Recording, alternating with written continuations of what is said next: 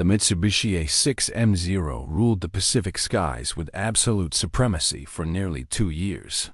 Yet its engineers had unknowingly signed its death warrant the day they made it unbeatable. By stripping away every ounce of protection to achieve impossible range and maneuverability, they created the most brilliant vulnerability in aviation history. Before we go deeper into how this decision changed the Pacific War forever, make sure to subscribe for more history that actually happened. The Zero's dominance seemed eternal in 1942. American pilots fled at the sight of its distinctive silhouette. Intelligence reports spoke of a fighter that could turn inside anything the United States possessed, climb faster than physics should allow, and escort bombers across distances that emptied the fuel tanks of every Allied fighter 3 times over. The numbers told a brutal story. At Pearl Harbor, across the Philippines, throughout the Dutch East Indies and into Burma, Japanese fighters swept American, British, and Dutch aircraft from the sky with surgical precision. The few Allied pilots who survived encounters with the Zero returned with accounts that bordered on mythology.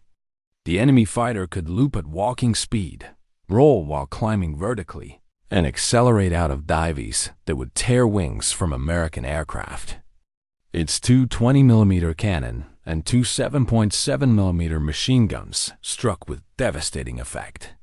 Most terrifying of all, the Zero appeared everywhere simultaneously, operating from carriers and land bases across the vast Pacific theater with an operational radius that defied every assumption about single-engine fighter. Range. Behind this seemingly invincible weapon lay a philosophy that would prove both brilliant and fatal. In 1937, when the Imperial Japanese Navy issued requirements for a new carrier fighter to replace the F-5M Claude, they demanded the impossible.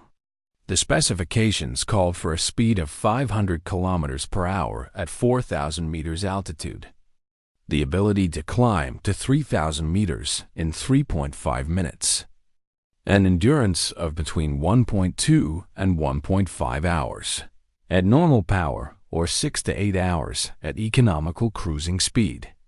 The aircraft needed exceptional maneuverability, armament of two 20mm cannon and two machine guns, and radio equipment. Most companies refused the contract outright, declaring the requirements contradictory to the laws of aerodynamics and material science. Mitsubishi designer Jiro Horikoshi accepted the challenge.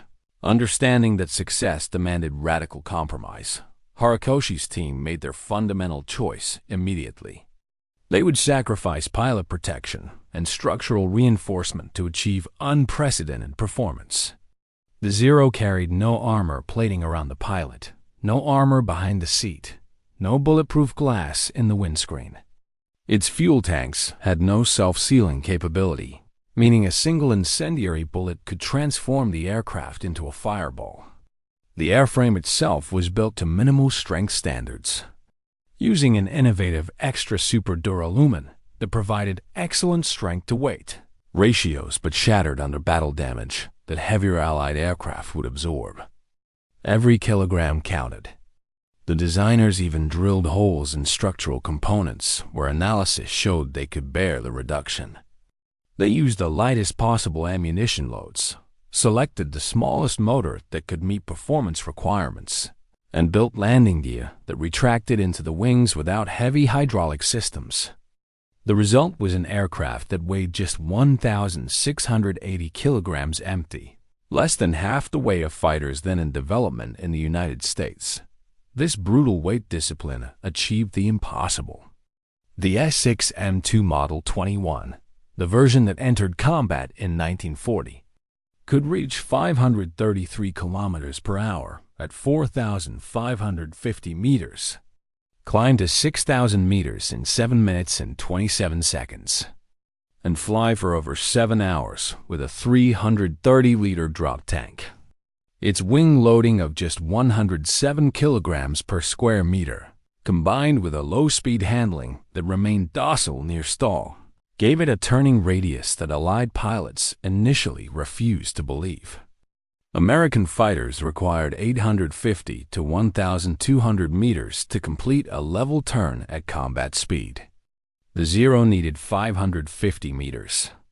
In a dogfight, this difference was survival versus death. The American pilot who tried to turn with a Zero found the enemy fighter sliding effortlessly into his tail. Cannon shells already in flight before evasive maneuvers could begin. The Zero demonstrated its capabilities over China before the United States entered the war. On September 13, 1940, 13 F6 M2 fighters of the 12th Combined Naval Air Group departed from their base outside Hankou at 0641 hours, each carrying the previously mentioned drop tank. They flew 1,130 kilometers to Chongqing, engaged Chinese fighters of the Nationalist Air Force over the city, shot down 27 aircraft without loss, and returned to base after 11 hours of flight time. No fighter in the world could duplicate this mission.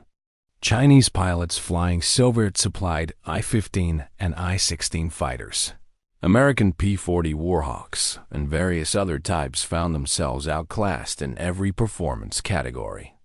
Japanese intelligence reported that Chinese pilots began abandoning their aircraft on the ground rather than take off against the Zero.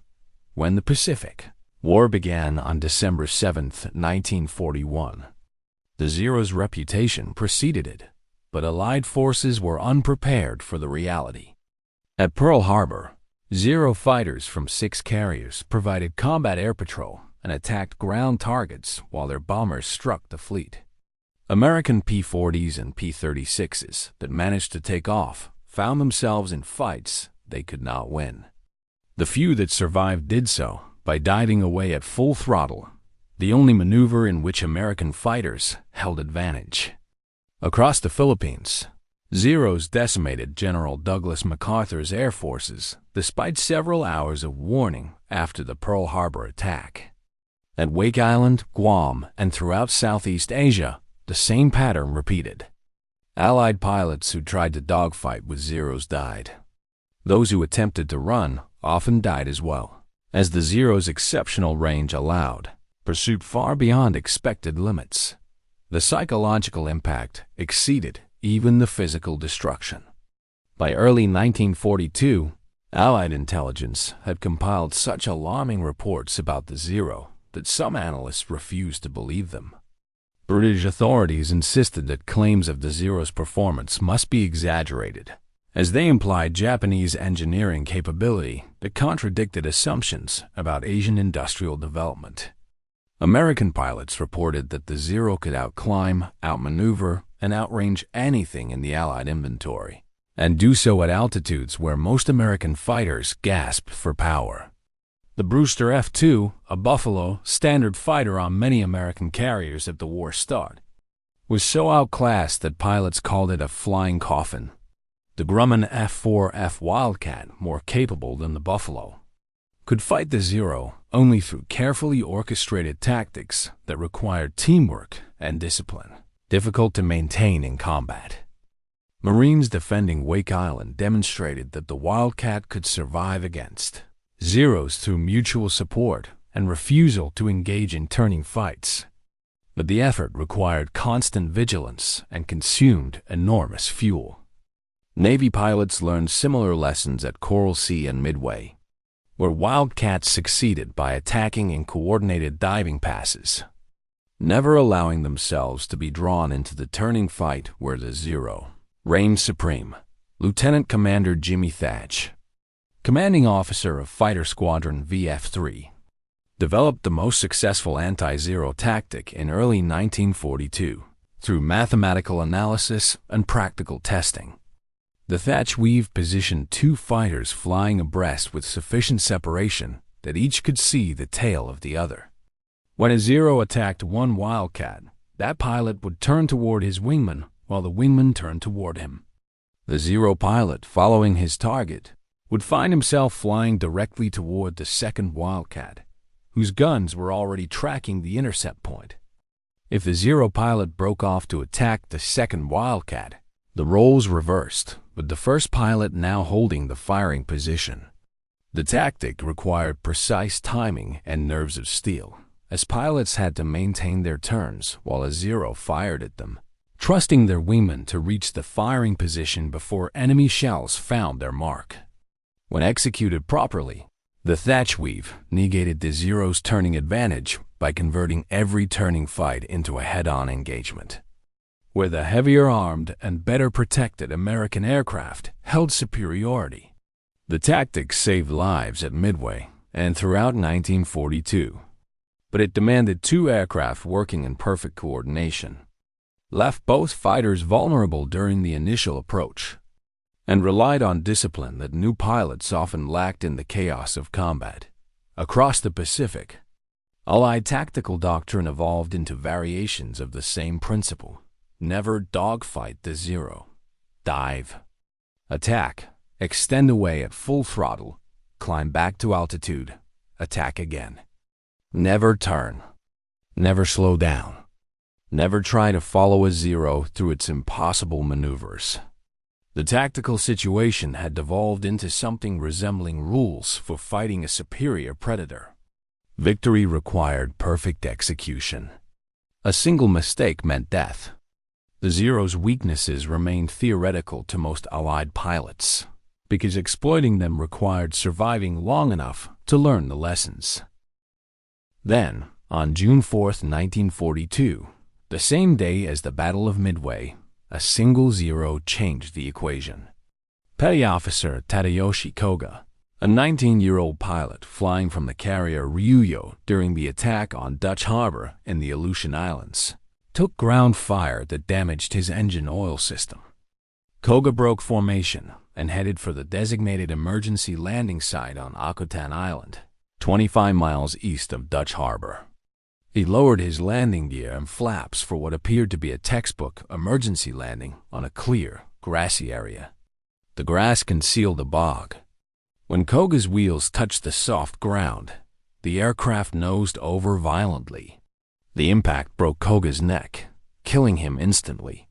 The intact Zero lay inverted in the marsh, waiting. 5 weeks later, on July 10th, an American PBY Catalina patrol plane spotted the downed Zero during a routine flight. The discovery electrified U.S. Navy intelligence. Here was the enemy's most feared weapon, intact except for the nose-over damage, with its secrets exposed for examination. A salvage team reached Akutan Island on July 15th, finding the aircraft exactly as Koga had left it, preserved by the cold marsh water.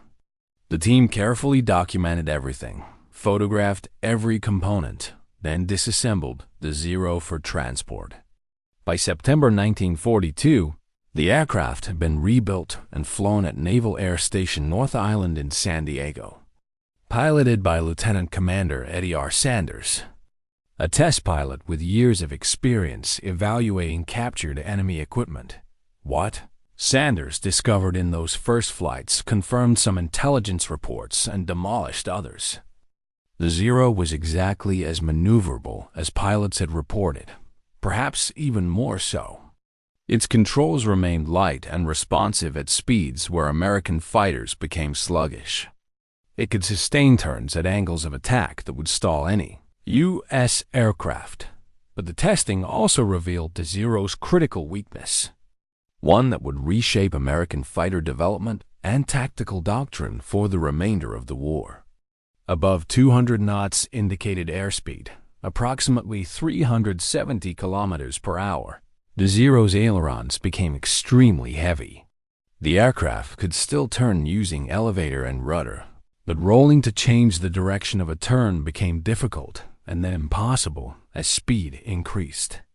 At 275 knots, about 510 kilometers per hour, the Zero's ailerons were immovable. The pilot could not roll the aircraft without first slowing down. This discovery was gold.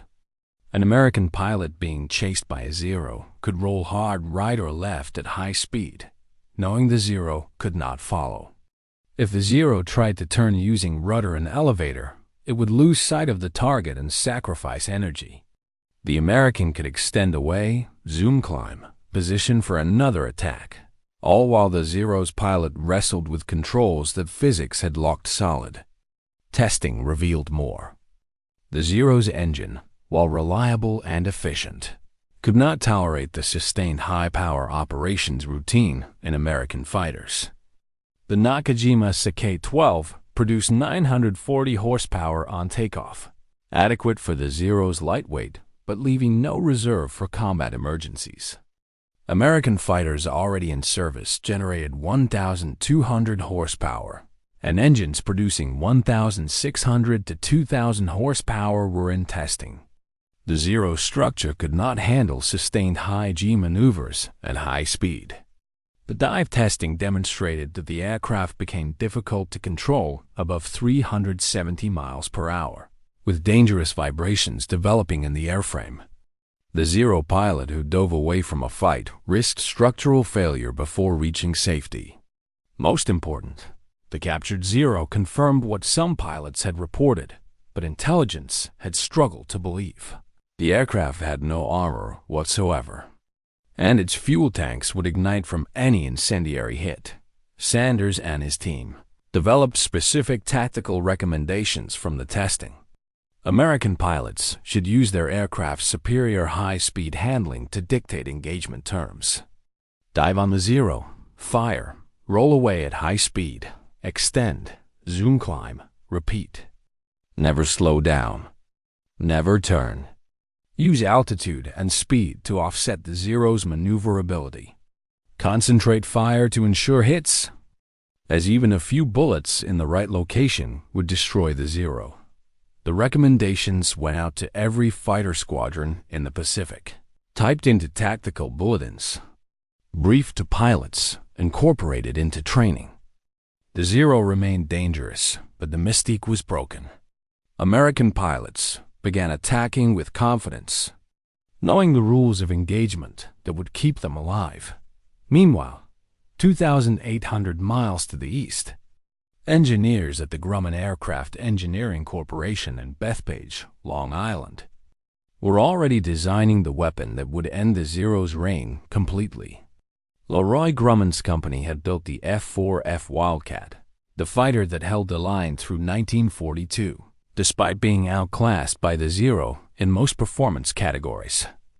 The Navy had issued requirements for a new carrier fighter in June 1941, even before the war began, recognizing that the Wildcat represented merely adequate capability against a first-class opponent. Grumman's design team, led by engineers who had visited Pearl Harbor and interviewed combat pilots, understood what the new fighter needed.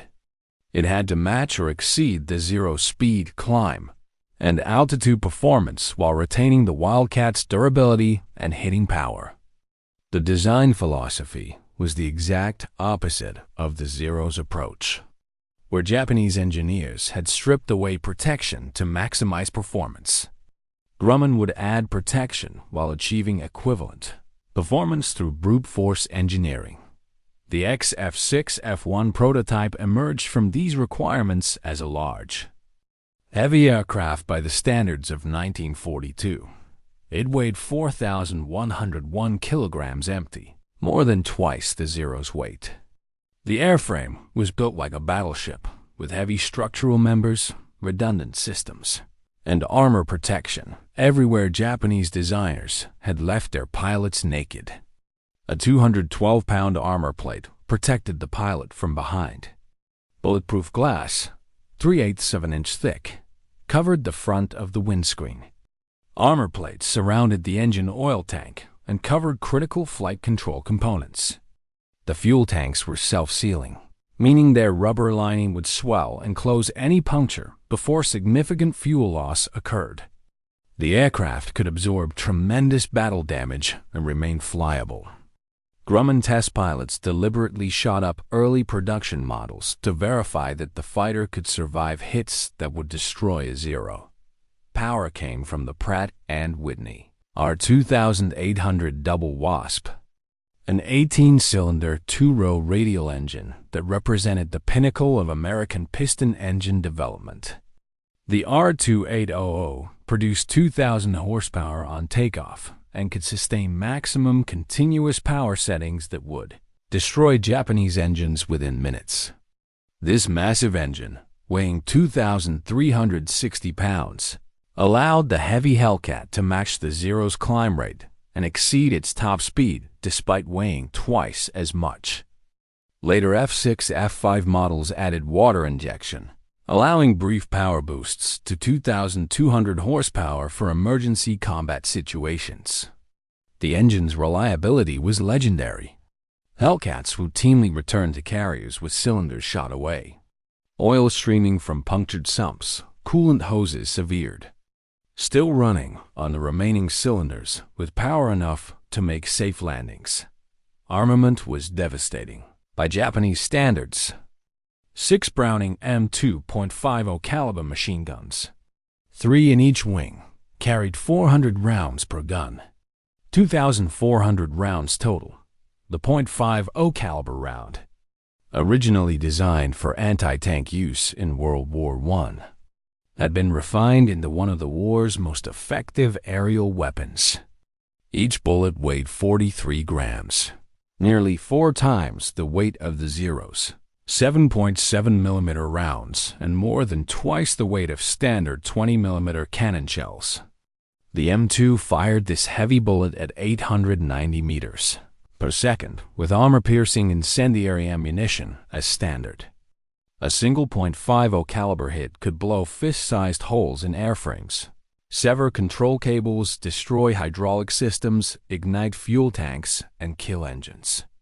All 6 guns firing together delivered 4,800 rounds per minute, 80 rounds per second, a stream of destruction that could saw an enemy aircraft in half. Unlike cannon, which carried relatively few shells and required precise aim, the machine guns allowed sustained fire while the pilot walked his tracers onto target. In practice, 2-second bursts were standard, delivering 160 bullets into the target area. Against the Zero's unprotected structure, this firepower was apocalyptic. The prototype F6F flew for the first time on June 26, 1942. Just 3 weeks after the Battle of Midway and the capture of Koga Zero on Akutan, test pilot Robert Hall took the aircraft to 5,000 feet over Bethpage, evaluating its handling characteristics through a series of increasingly aggressive maneuvers. The early flights revealed a capable aircraft that met most performance requirements, but intelligence reports on the Zero's capabilities prompted immediate modifications. Grumman engineers had initially designed the F6F around the Wright R2600 engine, a reliable power plant producing 1,700 horsepower. After reviewing combat reports from pilots who had fought Zeros, the design team concluded that more power was essential. They redesigned the entire forward fuselage around the larger R2800 engine, accepted the weight penalty, and revised the designation to F6F. The Navy's confidence in Grumman's design was so absolute that production began in October 1942, while testing of the new prototype continued. This gamble defied normal military procurement procedures, which required extensive testing before production authorization. The Navy's desperation for an effective fighter that could defeat the Zero in equal combat overrode procedural caution. Grumman's Bethpage Plant No. 3, purpose-built for Hellcat production, began turning out finished aircraft while construction crews were still completing the factory itself. The production line was designed for maximum efficiency, incorporating lessons from automotive mass production adapted to aircraft manufacturing. Workers assembled major components in separate buildings, then moved them to the main line for final integration. Each Hellcat required approximately 12,000 man-hours to build. Fast by aircraft standards, but slow compared to the breakneck pace the Navy demanded by early 1943. The production line was delivering finished aircraft at an accelerating rate. The first production F6F flew on October 3, 1942. By January 1943, Grumman was producing 30 Hellcats per month. By June, the monthly rate had increased to 150 aircraft. At peak production in 1944, the Bethpage factory delivered over 500 Hellcats per month, more than 16 per day. Workers labored in 3 shifts, the production lines running 24 hours without pause. The factory consumed aluminum, steel, copper, and rubber at rates that required dedicated supply trains. The R2800 engines arrived from Pratt & Whitney's Connecticut factory in specially designed shipping crates that doubled as storage containers. Guns came from Colt's Hartford plant, instruments from various suppliers scattered across the Northeast. Radios from RCA. The assembly represented industrial coordination on a scale never before attempted in aircraft production. Meanwhile, Navy and Marine Corps pilots waited for their new fighter with anticipation bordering on desperation. Through late 1942 and into 1943, they continued flying Wildcats against increasing numbers of Zeros, using the tactical lessons from the Akaton Zero to survive, but longing for an aircraft that could fight the enemy on equal terms. The first squadron to receive F6F Hellcats was VF9, which transitioned from Wildcats in January 1943. The pilot's reaction was immediate and enthusiastic. The Hellcat felt like a Wildcat, with similar handling characteristics that made the transition intuitive. But with performance that matched intelligence reports on the Zero, pilots discovered they could climb with Japanese fighters, match their speed at all altitudes, and outrun them at high altitude where the supercharged R2800 developed its full power. The 6.50 caliber guns provided firepower that made the Wildcat's 4 guns seem inadequate. Most important, pilots felt protected.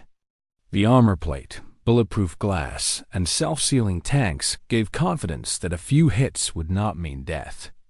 The Hellcat could take punishment and bring its pilot home. VF5.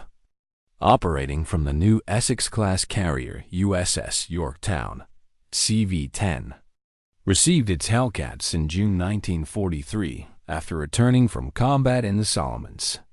The squadron's pilots had months of combat experience fighting Zeros and Wildcats. They understood exactly what the new fighter meant. On August 31, 1943, VF-5 flew the Hellcat's first combat mission, a strike against Marcus Island, a small Japanese-held atoll 1,150 miles southeast of Tokyo. Lieutenant Commander James H. Flatley, VF-5's commanding officer, led 18 Hellcats off Yorktown's deck at 0420 hours in darkness, hours before dawn. The fighters carried external drop tanks to extend their range for the long overwater flight. They arrived over Marcus Island at first light, expecting to encounter Japanese fighters scrambling to intercept. The combat report filed after the mission noted enemy aircraft attempting to take off, but most were destroyed on the ground or shot down immediately after becoming airborne. VF-5 pilots reported that the Hellcats performed exactly as promised, with speed and climb rate sufficient to chase down any Japanese aircraft that got airborne. The 6.50 caliber guns proved devastatingly effective, with 1 to 2 second bursts sufficient to destroy enemy fighters. All 18 Hellcats returned safely to Yorktown. The ratio was beginning. Through September and October 1943, more squadrons transitioned to Hellcats. VF-6, VF-8, VF-12, VF-16, VF-22, and VF-24 all converted from Wildcats, their pilots eager to get the new fighter into combat. The Hellcat's combat debut attracted attention from Japanese intelligence, which filed reports noting American use of a new fighter type with performance apparently equivalent to the Zero, Japanese. Pilots who encountered Hellcats in September 1943 reported that the new American fighter could be outmaneuvered in turning fights, but held advantages in high-speed combat. These reports recommended that Japanese pilots continue using their traditional tactics of close-in dogfighting where the Zero's light-wing loading remained decisive. This assessment was accurate but incomplete. It failed to recognize that American pilots would refuse to dogfight, using the Hellcat's advantages while avoiding its weaknesses. Through the fall of 1943, Hellcats began appearing throughout the Pacific theater. By November, 7 carrier air groups had converted to the new fighter. In the Solomons, Marine squadrons operating from land bases received Hellcats to replace their worn-out Wildcats. Pilots found that the Hellcat's robust landing gear handled rough field conditions better than the Wildcats, and its superior range allowed combat air patrol stations farther from base, extending the defensive perimeter. In combat, the Hellcat simply dominated. American pilots used the tactics developed against the Zero, approaching from altitude, diving through the Japanese formation at high speed, firing, and extending away before enemy fighters could react. The Hellcat's speed and climb rate allowed repeating this attack sequence until ammunition was exhausted or enemy aircraft were destroyed. The pattern became standard: identify enemy formation, gain altitude advantage, dive at full throttle, aim for the densest part of the formation, fire, roll away at maximum speed, zoom climb back to altitude. Repeat. Japanese pilots initially attempted to engage Hellcats in traditional turning fights, expecting to outmaneuver the heavier American fighter as they had outmaneuvered Wildcats. The first few attempts demonstrated the futility of this approach. The Hellcat pilot who found himself in a turning engagement simply rolled level, applied full throttle, and accelerated away before the Zero could position for a shot. If the Zero gave chase, it fell further behind with each second. If Japanese pilots tried to dive away, the Hellcat's superior high-speed handling and structural strength allowed pursuit at speeds where the Zero became uncontrollable. Japanese tactical doctrine had no answer. Their fighters were built for turning fights at low to medium speed. The Hellcat pilot could refuse that fight while maintaining offensive pressure through high-speed attacks. The psychological impact on Japanese pilots was severe. They had spent 2 years fighting an enemy who fled from their fighters. Now the enemy attacked with impunity, destroyed aircraft at will, and disappeared before defensive action was possible. The Battle of the Philippines, in June 1944, demonstrated the Hellcat's dominance with brutal clarity. Admiral Raymond Spruance's Fifth Fleet supported the invasion of Saipan in the Mariana Islands, forcing the Imperial Japanese Navy to commit its carrier forces in a decisive battle.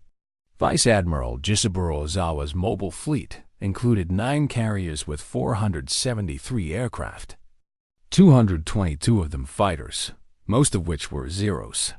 Task Force 58. The American Fast Carrier Force, commanded by Vice Admiral Mark Mitcher, deployed 15 carriers with 956 aircraft, including 475 F6F Hellcats. The Japanese planned Operation Ego, a carefully orchestrated attack using land-based aircraft from the Marianas, coordinating with carrier strikes to overwhelm American defenses through saturation.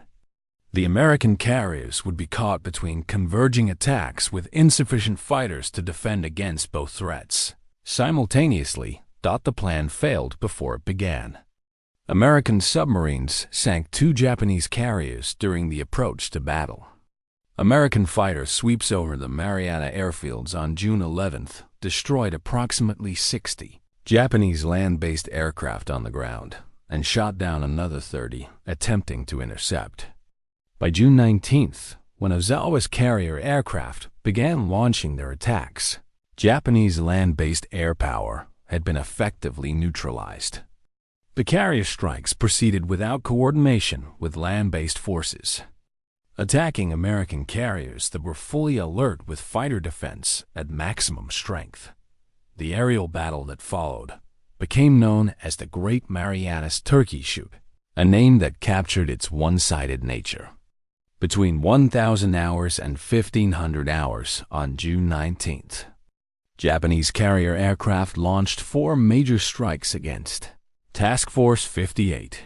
American radar detected each strike while the Japanese aircraft were still over 100 miles away.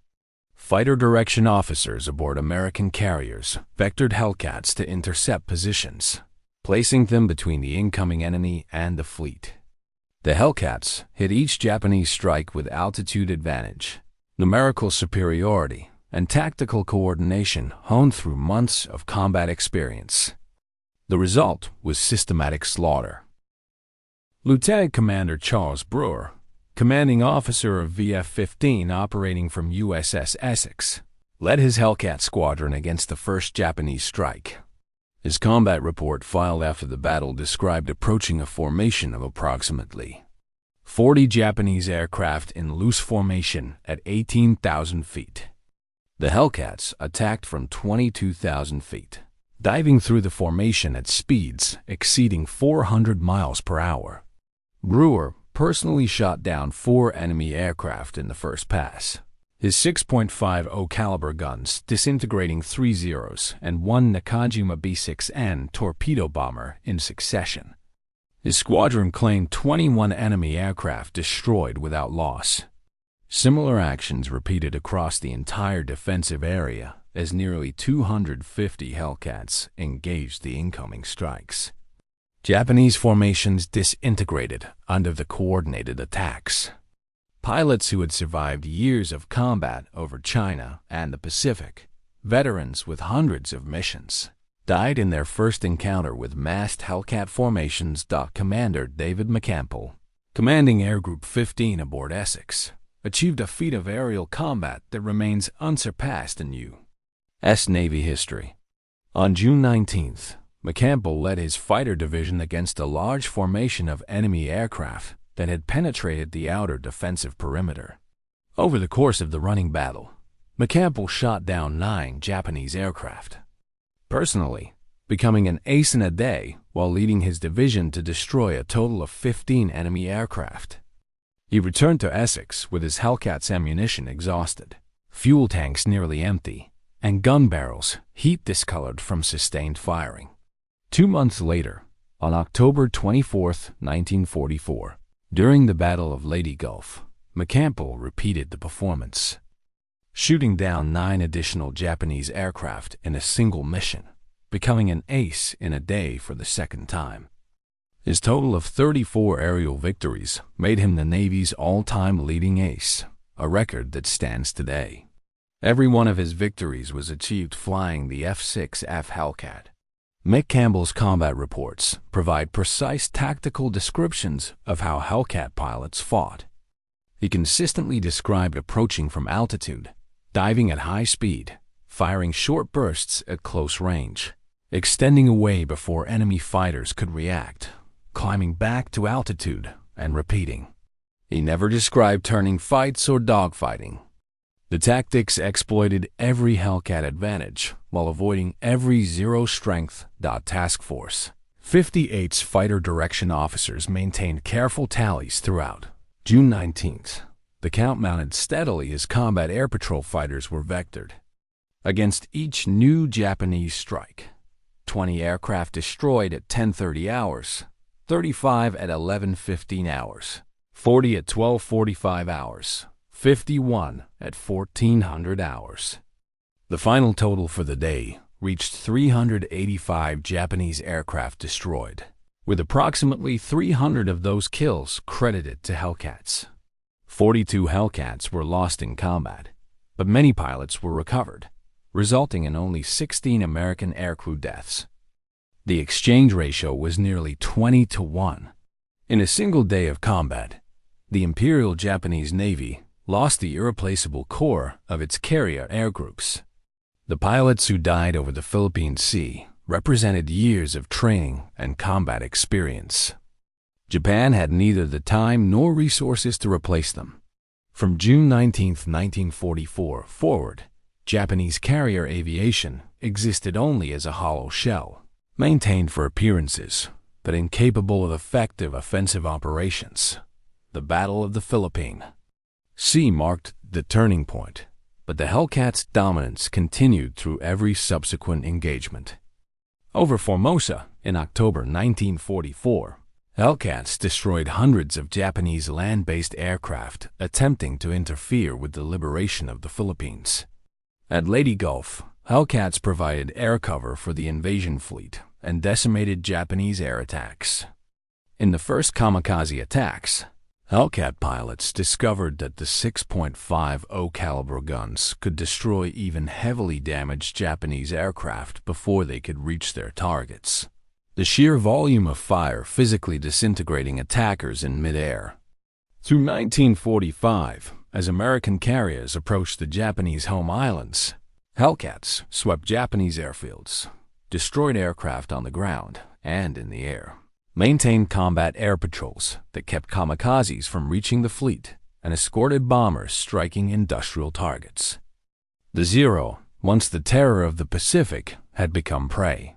Japanese pilots flew knowing they faced opponents with superior aircraft, superior training, and tactics perfected through 3 years of combat experience.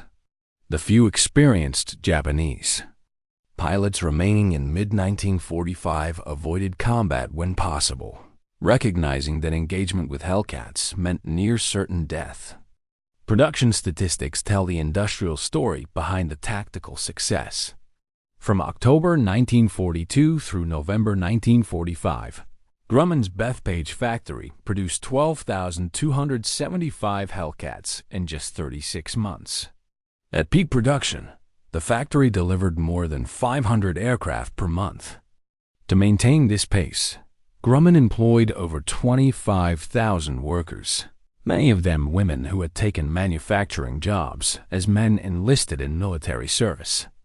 The Rosie the Riveter phenomenon was real at Bethpage, where women operated rivet guns, assembled wings, installed engines, and performed quality control inspections.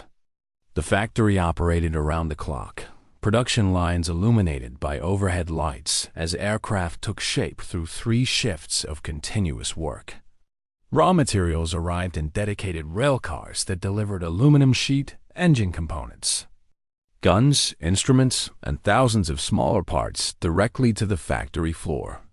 Finished Hellcats rolled from the assembly line to the flight test facility, where Grumman test pilots flew each aircraft through a 20-minute acceptance flight before delivery to the Navy. The pace never slowed. New contracts arrived before previous orders were completed. The Navy wanted every Hellcat Grumman could build, as fast as they could build them. The fighter's operational success matched its production success. Hellcats were credited with destroying 5,223 enemy aircraft, approximately 56% of all U.S. Navy air combat victories in World War II. This total was achieved in less than 2 years of combat operations. The kill-to-loss ratio against the Zero specifically was calculated at 13-1. Meaning for every Hellcat lost in air combat with Zeros, 13 Zeros were destroyed. Against all Japanese aircraft types, the ratio approached 19-1. These numbers exceeded every other fighter in the war on any side. The Hellcat destroyed more enemy aircraft with fewer losses than any fighter in history. The F4U Corsair achieved similar ratios, but saw less combat due to its delayed carrier qualification. The P-51 Mustang achieved impressive success in Europe, but against German pilots whose training and experience deteriorated through 1944 and 1945. The Hellcat fought Japanese pilots who maintained relatively high training standards throughout the war and did so in the demanding carrier environment where any technical problem during landing could prove fatal. The Hellcat's success was not merely statistical. Individual pilots achieved victory totals that established them among history's greatest fighter aces. Besides McCampbell's 34 victories, Lieutenant Cecil Harris of VF-18 achieved 24 victories. Lieutenant Eugene Valencia of VF-9 achieved 23. Commander Patrick Fleming a VF-80, achieved 19, and dozens more achieved between 10 and 18 victories. These pilots universally praised the Hellcat's handling characteristics, reliability, and firepower. They described the fighter as forgiving of pilot errors, capable of absorbing battle damage that would destroy other aircraft, and maintaining full performance even with significant structural damage. The self-sealing fuel tanks worked exactly as designed, swelling to seal bullet holes before significant fuel loss occurred. The armor protection saved countless pilots, who returned with armor plates peppered with bullet strikes that would otherwise have been fatal. The R2800 engine proved nearly indestructible, continuing to run with 1 or 2 cylinders shot away, oil pressure dropping, coolant streaming from punctured lines. Pilots learned to trust the Hellcat absolutely, knowing it would bring them home even when severely damaged. Japanese responses to the Hellcat evolved from confidence to concern to desperation. Through late 1943, Japanese tactical doctrine maintained that superior maneuverability would defeat American fighters despite their advantages in speed and firepower.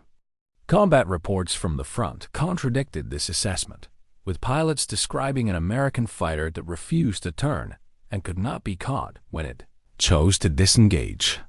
By early 1944, Japanese intelligence had correctly identified the Hellcat as a new aircraft type specifically designed to counter the Zero, but recommendations for countering it remain vague, essentially advising pilots to exploit the Zero's turning performance while avoiding high-speed combat. This advice was tactically useless because American pilots dictated engagement terms. By mid-1944, after the catastrophe of the Philippine Sea, Japanese training emphasized kamikaze tactics for less experienced pilots, acknowledging that traditional fighter combat against Hellcats resulted in unsustainable losses. Experienced pilots received instructions to preserve themselves for the defense of the home islands, avoiding combat except in situations where they held overwhelming advantage. This defensive posture represented complete reversal from the aggressive fighter doctrine that had dominated through 1942. The Hellcat's design incorporated lessons learned from years of carrier operations, resulting in an aircraft nearly ideal for naval aviation. The landing gear was exceptionally robust, designed to handle carrier landings at descent rates that would collapse the gear on land-based fighters. The wide-track main gear provided excellent stability during landing roll, critical on carrier decks where a ground loop could send the aircraft over the side. The tailhook was positioned to catch carrier wires reliably, unlike earlier designs where pilots struggled with inconsistent engagement. The cockpit layout placed all essential instruments and controls within easy reach, allowing pilots to manage the aircraft while maintaining focus outside during combat. The 6-gun armament was positioned in the wings to avoid the vibration and smoke that plagued fighters with fuselage-mounted guns. The wing folding mechanism was simple and reliable, allowing deck crews to position aircraft efficiently in the crowded hangar decks and on the flight deck. The R2800 engine started reliably in cold weather and tropical heat, critical for carriers operating across the Pacific's vast climatic range. These details, individually minor, collectively made the Hellcat easier to operate, maintain, and fight than any previous carrier fighter. Maintenance crews appreciated the Hellcat's accessibility. The R2800 engine could be removed and replaced in 8 hours, compared to 12 to 16 hours for earlier fighters. The large cowling panels opened to provide clear access to engine components for routine inspection and maintenance. The guns could be removed and replaced without disassembling wing panels. The radio equipment was located in an accessible compartment behind the pilot, rather than buried in difficult-to-reach fuselage spaces. These design features reflected Grumman's understanding that combat aircraft must be maintainable under field conditions by crews with limited tools and facilities. Carriers in the Pacific operated for months without returning to major shipyards, relying on their own maintenance crews and the limited facilities of forward bases. The Hellcat's maintainability allowed squadrons to keep high percentages of their aircraft operational even during sustained combat operations. The Hellcat served the U.S. Navy, U.S. Marine Corps, and Britain's Royal Navy Fleet Air Arm. British carriers operating in the Pacific and Atlantic received Hellcats beginning in 1943, designating them Ganadam K.I. initially, then adopting the American name. British pilots praised the fighter's performance and reliability, noting particular appreciation for the armor protection and self-sealing tanks, features that had saved many lives in combat over Europe. Royal Navy Hellcats flew from carriers striking German targets in Norway, providing cover for convoy operations in the Atlantic, and operating in the Indian Ocean and Pacific against Japanese forces. British maintenance crews noted that the Hellcat required less service per flight hour than the Seafire, the navalized Spitfire that equipped many Royal Navy squadrons. The R2800 engine proved more reliable than the Merlin engines in British fighters, and the robust construction tolerated the harsh carrier environment better than aircraft designed primarily for land operations. New versions of the Hellcat appeared as combat experience suggested improvements. The F6F, introduced in 1944, incorporated a more powerful engine with water injection, allowing brief power increases to 2,200 horsepower for combat emergencies.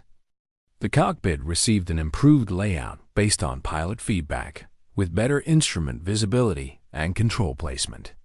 Some F6F5s received two 20mm cannon, replacing two of the 6 50 caliber machine guns, providing heavier throw weight for ground attack missions where the armor-piercing capability of the .50 caliber was less important than explosive power.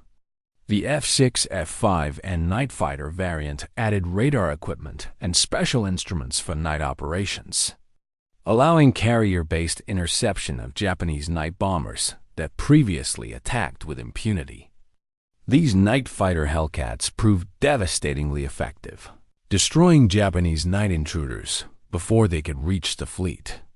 The radar-equipped F6F5N and F6F5P photo reconnaissance variant extended the Hellcat's utility beyond pure fighter missions, making it a multi-role platform capable of performing various tasks essential to carrier operations. By August 1945, when the war ended, the Hellcat equipped virtually every fighter squadron in the Pacific Fleet. Over 12,000 aircraft were in service or storage. Production continued through November 1945, as contracts placed earlier in the year were completed. The sudden end of the war left thousands of newly built Hellcats without combat deployment. Many were flown directly from Bethpage to storage facilities in the southwestern United States, where they were preserved against possible future need. The massive drawdown of military forces in late 1945 and 1946 resulted in thousands of Hellcats being scrapped, sold for parts, or relegated to training duties at naval reserve stations. By 1950, when the Korean War began, the Hellcat was obsolete, replaced in frontline service by jet fighters.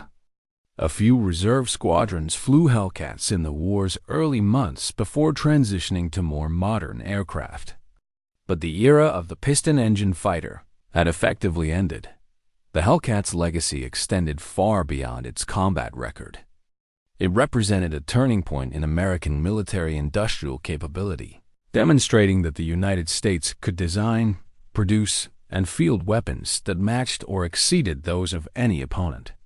The Zero had achieved its remarkable performance through a design philosophy that prioritized capability above pilot survivability, creating a brilliant weapon that required its operators to accept death as the price of success. The Hellcat achieved equivalent performance while protecting its pilots, using industrial capacity and engineering excellence to build protection into the design rather than leaving it to chance. This philosophy reflected American values and industrial strength. The United States could afford to build heavier aircraft with more powerful engines because American industry produced aluminum engines and all supporting equipment in quantities that overwhelmed Japanese production. American pilots could afford to refuse dogfights and dictate engagement terms because training programs produce replacement pilots faster than combat consumed them. The Hellcat embodied this advantage, turning industrial capacity and engineering capability into tactical dominance. For Japanese pilots and the Zero they flew, the Hellcat represented nemesis. Everything the Zero sacrificed for performance became fatal. Weakness against an opponent who refused to fight the Zero's fight. The lack of armor meant single hits destroyed the aircraft. The lack of self-sealing tanks meant any hit near fuel storage created a fireball. The lightweight structure meant high-speed maneuvers risked structural failure. The relatively low-powered engine meant no escape from American fighters that held energy advantage. The brilliant turning performance became irrelevant when opponents attacked at high speed, fired, and disappeared before turning could begin. Japanese designers had optimized the Zero for air combat doctrine that assumed mutual engagement in turning fights where superior maneuverability would prevail. The Hellcat rendered that doctrine obsolete by simply refusing to participate. American pilots learned that survival required playing to their strengths while avoiding enemy strengths. A lesson applicable far beyond aerial combat. The pilots who flew the Hellcat understood they possessed a weapon that outclassed virtually any opponent they would face. This confidence permeated mission planning, tactical execution, and combat aggressiveness. Hellcat squadrons sought combat rather than avoiding it, knowing engagement terms favored them decisively. The psychological advantage was as important as the technical advantage. American pilots attacked knowing their aircraft could absorb hits, protect them from damage, bring them home even when crippled. Japanese pilots flew knowing that any hit might be fatal, that the American fighters hunting them held every advantage except turning radius. And that turning radius mattered only in engagements American pilots would refuse. The morale impact of this asymmetry amplified technical disparity. Japanese pilots flew defensively, trying to survive. American pilots flew offensively, hunting for kills. Individual Hellcat pilots developed personal tactics that exploited specific aspects of the fighter's capabilities. Lieutenant Alex Vrachu, flying from USS Intrepid, specialized in high-altitude intercepts, positioning his Hellcat 5,000 feet above enemy formations before diving through them at speeds exceeding 400 miles per hour. His technique relied on the Hellcat's excellent dive characteristics and powerful armament, allowing single passes that destroyed multiple aircraft. On June 19, 1944, during the Philippine Sea Battle, Vrachu shot down 6 Japanese aircraft in 8 minutes using this method. His gun camera footage showing each target disintegrating under concentrated .50 caliber fire. Commander David McCampbell developed a different approach, using the Hellcat's superior sustained turning performance and high speed to position for deflection shots, where his 6 guns converged perfectly on the target. His technique required extraordinary marksmanship and aircraft handling, but proved devastatingly effective, accounting for his 34 victories without ever being hit by enemy fire. These individual adaptations demonstrated the Hellcat's versatility, allowing pilots with different skills and preferences to develop tactics matching their strengths. The Hellcat's contribution to pilot training was substantial and often overlooked. Throughout 1944 and 1945, experienced pilots returning from combat tours served as instructors at training commands, bringing their Hellcats with them. New pilots learned in the same aircraft they would fly in combat, eliminating the dangerous transition period that had cost lives earlier in the war. The Hellcat's forgiving handling characteristics meant student pilots could focus on combat tactics rather than basic aircraft control. Larger rather than dull. Its robust construction tolerated the inevitable landing accidents and hard carrier landings that accompanied training. The standardization on the Hellcat across most fighter squadrons meant pilots could transfer between units without retraining on different aircraft types, improving flexibility in assigning personnel. This training contribution accelerated the production of combat-ready pilots, giving the Navy an expanding pool of capability as the war progressed. By 1945, newly arrived replacement pilots had often accumulated more Hellcat flight hours than their predecessors from 1943 had possessed total flight time, reflecting both expanded training programs and the Hellcat's availability for training use. The night fighter variant, designated F6F5N, represented adaptation to Japanese tactics that shifted toward night operations as daytime losses became unsustainable. The F6F5N carried an APS-6 radar in a pod mounted on the starboard wing, along with specialized instruments for night flying and a dimmed cockpit lighting system. Night fighter pilots learned entirely new skills, using radar returns the vector toward targets they could not see, closing to visual range, identifying the target as hostile, then firing at an aircraft visible only as a dark shape against slightly lighter sky. The technique demanded extraordinary concentration and spatial awareness, as disorientation in darkness could prove fatal. F6F5N pilots became specialists, developing tactics for night intercepts that differed fundamentally from daylight combat. They hunted individual Japanese bombers and reconnaissance aircraft that operated under darkness, destroying them before they could attack the fleet or gather intelligence. The radar-equipped Hellcats proved so effective that Japanese night operations became nearly as dangerous as daylight missions, eliminating another tactical option that had briefly offered respite from American fighter dominance. Post-war analysis revealed that the Hellcat destroyed more enemy aircraft per loss than any fighter in history, achieved the highest kill ratio, and equipped the squadrons that secured air superiority over the Pacific. These statistical achievements supported broader strategic success. The Hellcat enabled the fast carrier task forces that struck targets throughout Japan's Pacific Empire, neutralizing bases, destroying shipping, and isolating island garrisons. It protected the amphibious forces that captured Saipan, Tinian, Guam, Palaleu, Iwo Jima, and Okinawa, shooting down Japanese aircraft attempting to attack invasion fleets. It allowed carriers to operate close to enemy-held territory with acceptable risk, bringing American air power to bear at times and places that shaped campaign outcomes. The Hellcat's availability in necessary quantities ensured that every carrier air group possessed effective fighters, eliminating the shortages and obsolescence that had plagued operations in 1942 and early 1943. This reliable availability meant planners could design operations assuming fighter superiority rather than hoping for it. The transition from piston fighters to jets happened quickly after the war ended, with the Hellcat's frontline service ending by 1950. Reserve squadrons flew Hellcats into the early 1950s, with a few seeing combat in Korea's opening months before transitioning to jets.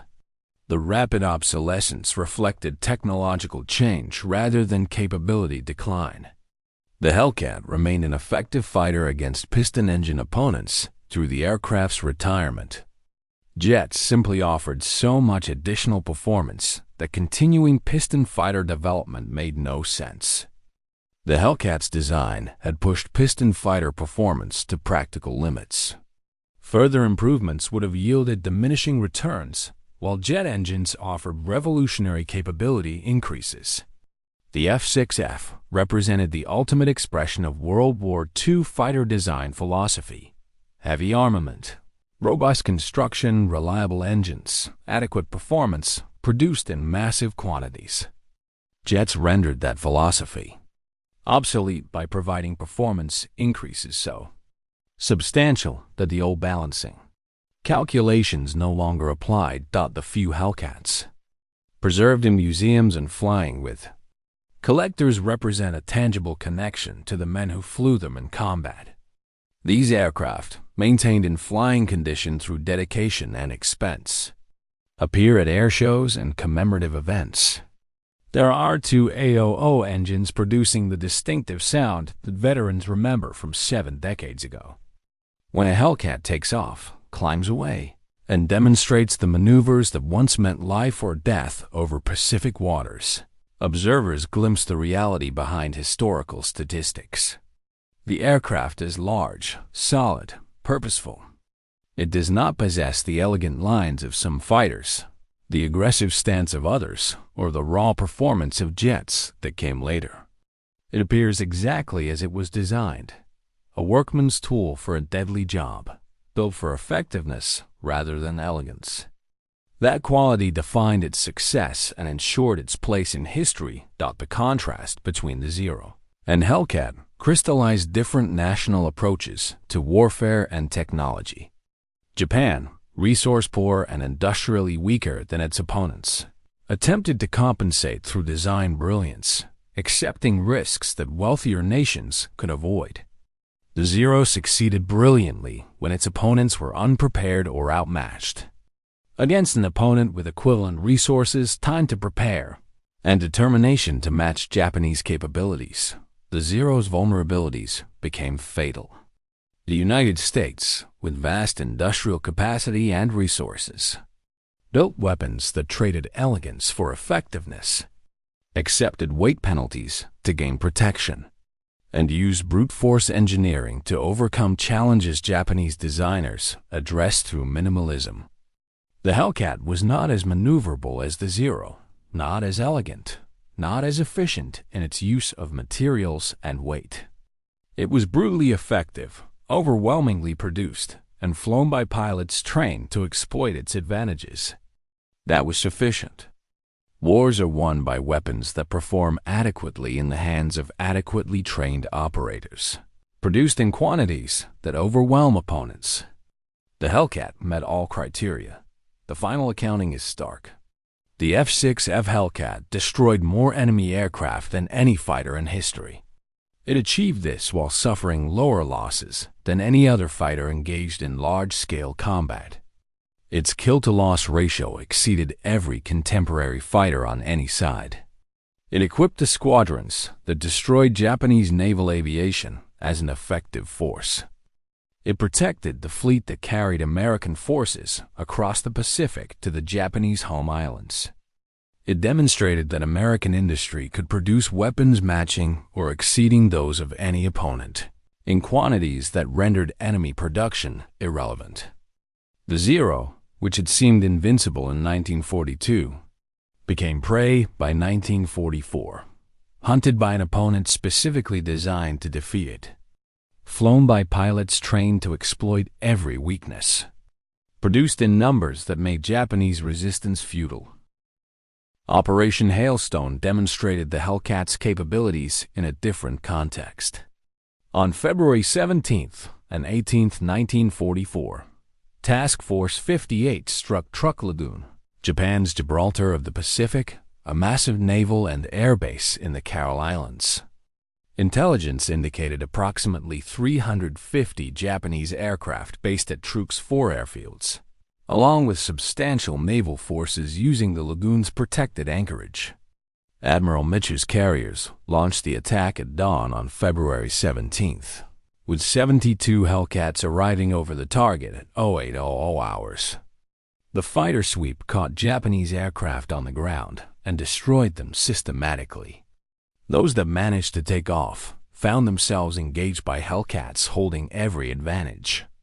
Combat reports from VF-10, operating from USS Enterprise, describe attacking Japanese fighters.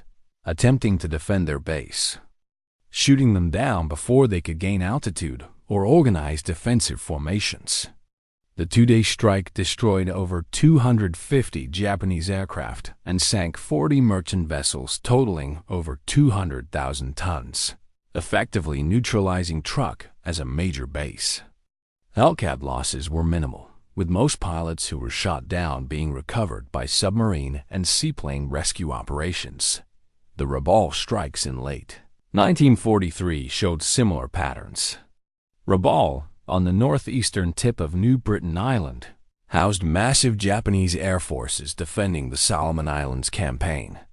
On November 5th and 11th, 1943, American carriers struck Rabaul with coordinated attacks involving over 150 aircraft, including Hellcats providing fighter escort and conducting sweeps against Japanese interceptors. The November 11th raid saw 97 Hellcats from USS Saratoga, USS Princeton, and USS Essex, engaging approximately 120 Japanese fighters over and around Rabaul Harbor. The resulting air battle lasted over an hour, with Hellcats systematically destroying Japanese formations. Final tallies credited Hellcat pilots with 70 Japanese aircraft destroyed against 9 Hellcats lost. More importantly, the raids broke Japanese air power at Rabaul, forcing withdrawal of experienced units and leaving only poorly trained replacement pilots to face subsequent attacks. By early 1944, Rabaul had been effectively neutralized through aerial siege. Its airfields cratered, its aircraft destroyed on the ground and in the air. Its ability to interfere with Allied operations reduced to insignificance. The kamikaze threat that emerged in late 1944 presented a different challenge requiring different Hellcat tactics. Traditional fighter combat assumed rational opponents who valued survival and would break off attacks when faced with overwhelming defensive fire. Kamikaze pilots sought death, viewing successful suicide attacks as the highest honor. This psychology rendered conventional defensive tactics partially ineffective. A damaged kamikaze aircraft, trailing smoke and fire, would continue toward its target as long as the pilot retained any control. Hellcat pilots discovered that stopping kamikazes required destroying the aircraft so completely that the pilot lost all ability to guide it, or killing the pilot directly. The 6.50 caliber machine guns proved ideal for this mission.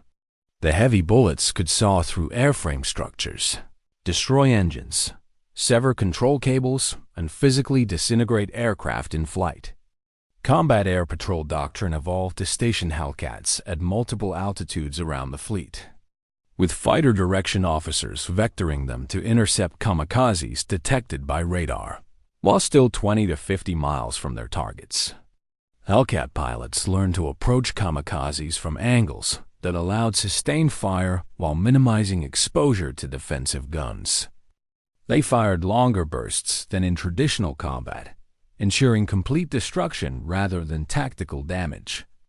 The tactic succeeded because the Hellcat could catch any Japanese aircraft except the fastest reconnaissance planes, maintain combat air patrol for hours through careful fuel management, and absorb defensive fire that would destroy lighter fighters at Okinawa from April through June 1945.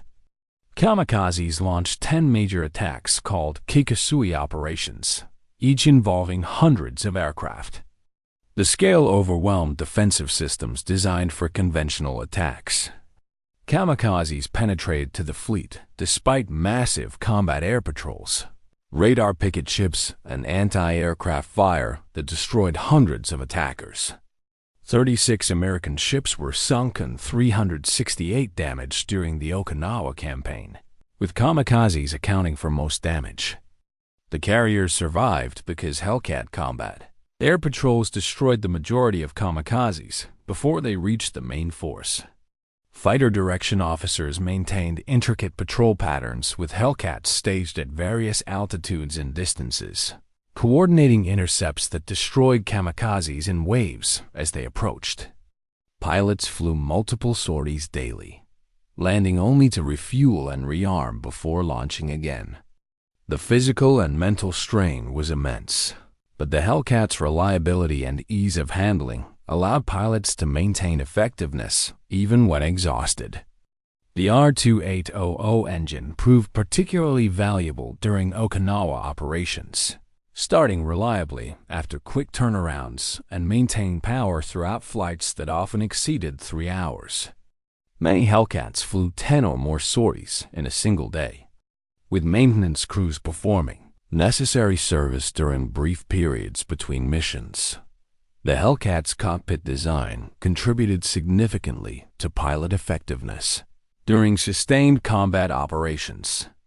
The layout placed all essential instruments and controls within reach without requiring pilots to look away from the gun sight or external view for extended periods. The throttle quadrant positioned power and mixture controls logically, allowing smooth operation even while maneuvering violently. The gun trigger and firing controls were positioned on the control column grip exactly where pilots expected them, requiring no conscious thought to activate weapons during combat.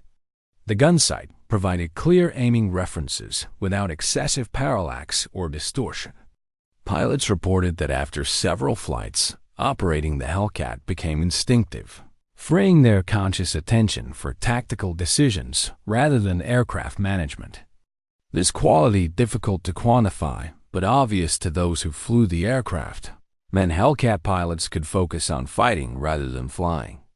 In the confused, high-speed chaos of aerial combat, where survival depended on processing information faster than opponents, this advantage proved decisive. For the pilots who flew the Hellcat, it was simply the best fighter of the war. It did everything asked of it, protected those who flew it, destroyed the enemy consistently, and brought them home. Veterans of Hellcat squadrons maintained fierce loyalty to the aircraft decades after the war ended.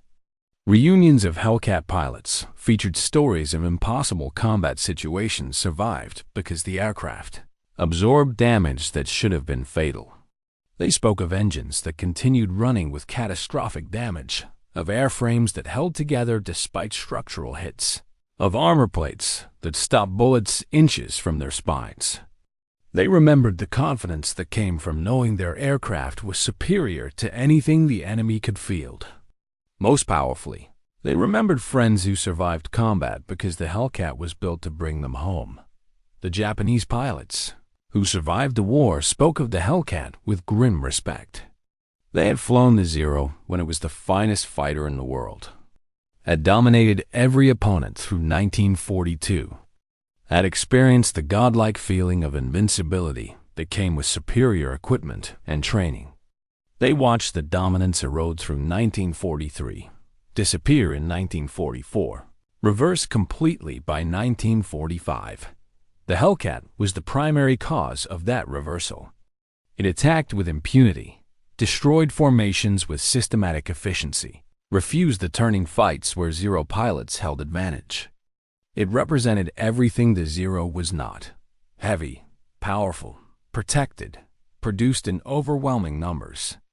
Japanese pilots learned to fear the sight of Hellcat formations, knowing engagement meant high probability of death, that their training and experience provided no advantage against an opponent who dictated all terms of combat.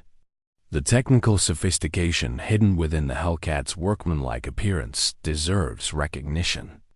The R-2800 engine incorporated technologies that pushed piston engine development to its limits. Its two-stage supercharger maintained power at altitudes where single-stage engines gasped for air, giving the Hellcat performance at 20,000 feet that matched or exceeded its low-altitude capability. The engine's 2 rows of 9 cylinders, arranged radially around the crankshaft, provided smooth power delivery and redundancy that allowed continued operation even with multiple cylinders destroyed. The fuel injection system ensured proper mixture at all altitudes and attitudes, eliminating the carburetor icing and mixture problems that plagued earlier engines. The reduction gearbox that connected engine to propeller allowed the engine to turn at optimal speeds while the propeller operated at efficient rotational velocities, maximizing power conversion. These technical refinements represented decades of development, billions of dollars of research, and the expertise of thousands of engineers and technicians. The Hellcat benefited from this accumulated knowledge, incorporating the best available technology into a package that proved both effective and reliable. The Hellcat's hydraulic systems demonstrated similar sophistication. The landing gear retraction system needed to fold the wide-track main gear into relatively small wing spaces while maintaining absolute reliability. Failure of landing gear to extend meant ditching at sea, likely loss of the aircraft, and possible pilot death. Grumman's engineers designed redundant systems with manual backup options, ensuring gear extension even if primary hydraulics failed completely. The wing folding mechanism, critical for efficient carrier deck and hangar storage, needed to operate reliably after months of saltwater exposure, vibration, and combat damage. The system incorporated robust actuators, protected hydraulic lines, and positive locking mechanisms that prevented accidental unfolding during flight operations.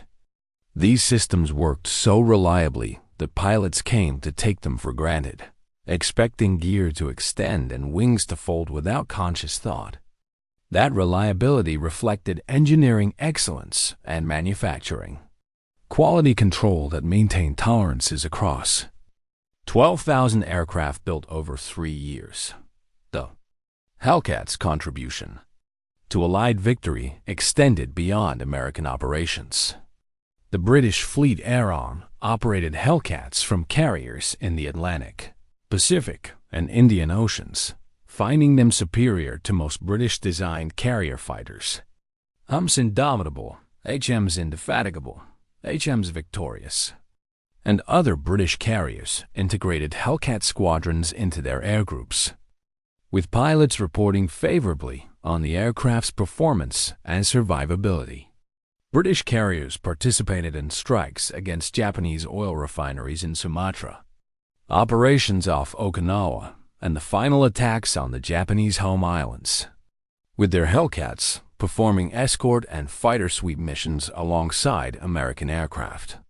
The Royal Navy's experience with Hellcats influenced post-war British carrier fighter development, demonstrating advantages of robust construction and powerful engines over the lighter, more agile designs traditional in British naval aviation.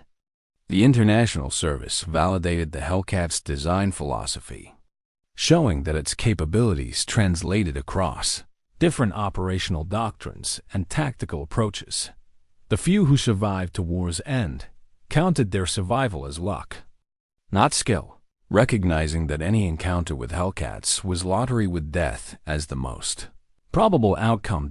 In the vast narrative of the Pacific War, the Hellcat's emergence marks the moment when American advantages in industrial production, pilot training, and tactical flexibility transformed from potential to reality. Before the Hellcat, American pilots flew inferior aircraft and survived through courage and improvised tactics. After the Hellcat, American pilots flew superior aircraft and dominated through systematic application of advantage. The shift was not merely technical. It represented the full engagement of American industrial and military power applied, specifically to defeating Japanese capabilities. The Zero had been designed to defeat Chinese resistance aircraft and provide escort for Japanese bombers. It succeeded brilliantly at those missions.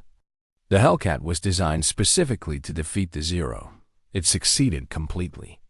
That difference encapsulates the Pacific War's arc from Japanese triumph to American victory. If this story gave you a new way to see the Pacific War, like, share, and subscribe, and tell us which moments surprised you most. We'll return next week with another chapter in the war that changed the world.